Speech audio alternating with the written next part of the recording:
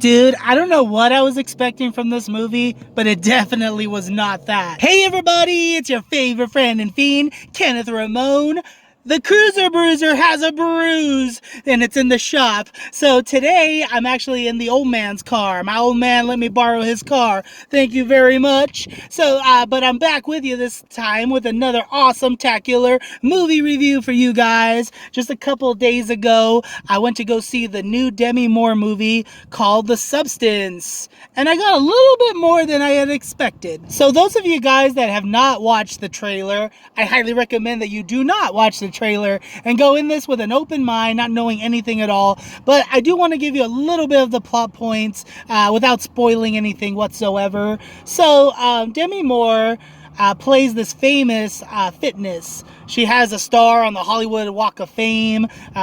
She's like well known, right? But she's pushing 50 right now, and she's really starting to show her age. And the production company is already looking to replace her. All right, and it's crazy. Like, they already have an ad in the paper saying who wants to be the new Elizabeth Sparkle. Elizabeth Sparkle is her name. Who wants to be the new Elizabeth Sparkle? And it kind of brings her down. She starts like second guessing her self-worth, you know, her self-image, and it really gets to her. And then she she actually gets into an accident, which leads her to this hospital that provides her with a thumb drive. She finds a thumb drive, and it says The Substance on it. And then she calls the number on the thumb drive. And then, little do we know, we have a special drug. It's a brand new drug that with like one dosage could like change your life forever, is what the little piece of paper says. It changed my life forever. And yeah, as this movie goes, you come to learn it really will change your life forever. But anyway, so what this drug does is it kind of clones you, kind of, sort of. It like creates like a younger version of yourself, which Demi Moore like experiences kind of like in a Saw type of form. Like this movie, I will say, is a hard rated R movie. It has lots and lots of gore, and if you're one of those people that get like really queasy with like blood and like needle injections, maybe stay away from this one. There was many times where I was looking down, I just couldn't look at the screen.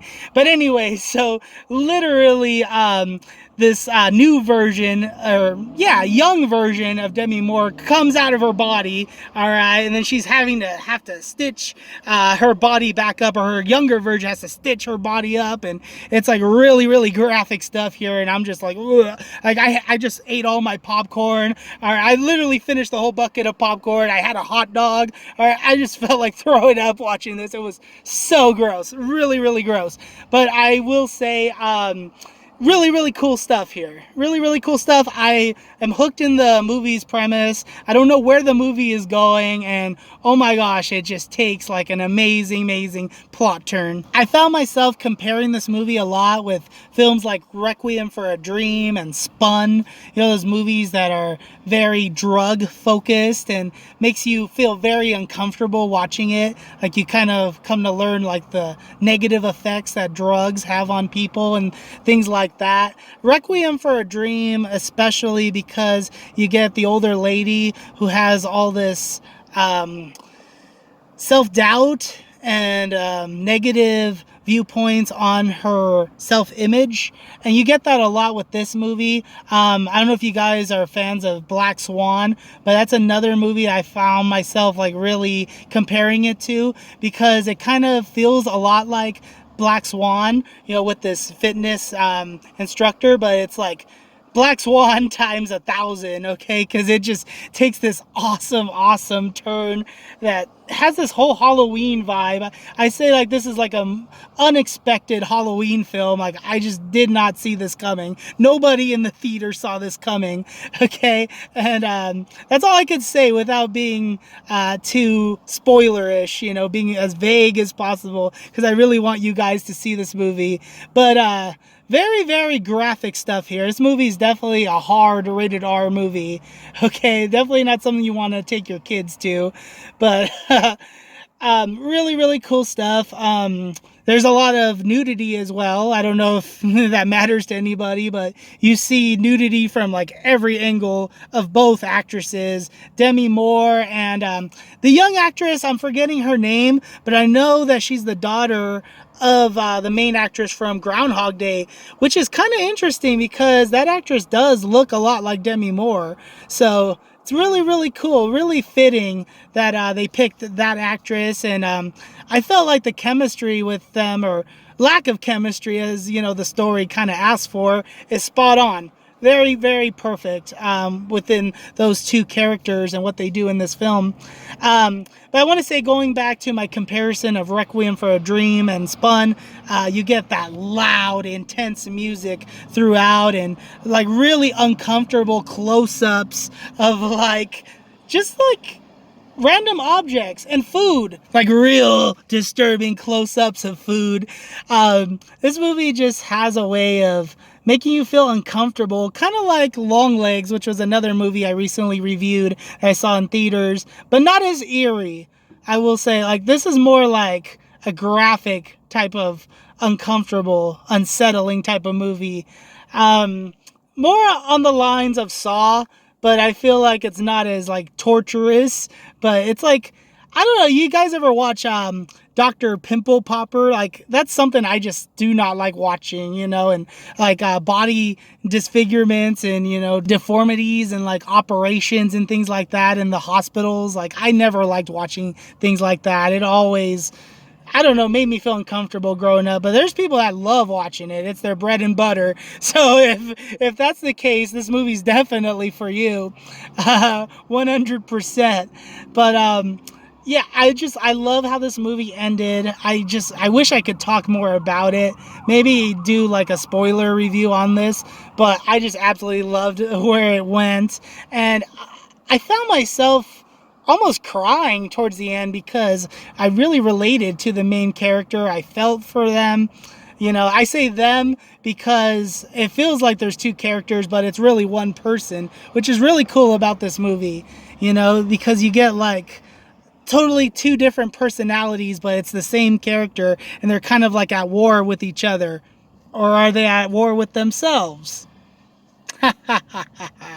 Something to think about there. Hey everybody, before I get to my final thoughts on The Substance, I want to thank you all so very much for watching this video. If you like what you see so far, please hit that like button. If you haven't already, please subscribe. I really do appreciate all the support as always, you guys. Now let's get to my final thoughts on this movie now, shall we?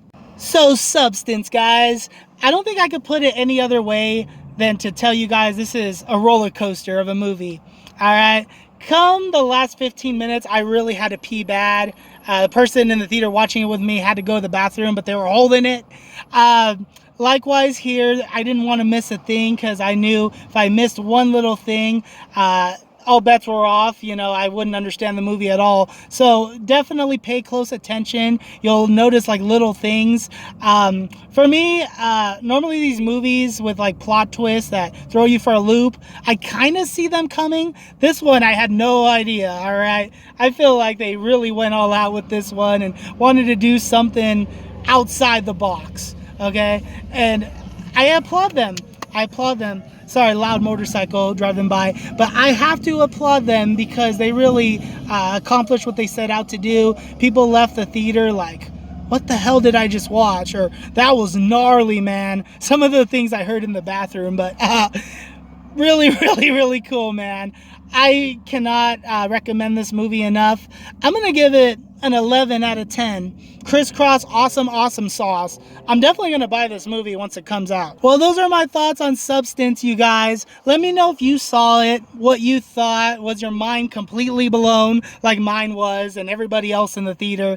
Let me know. And you guys, I know that we live in a time where going to the movies is super expensive.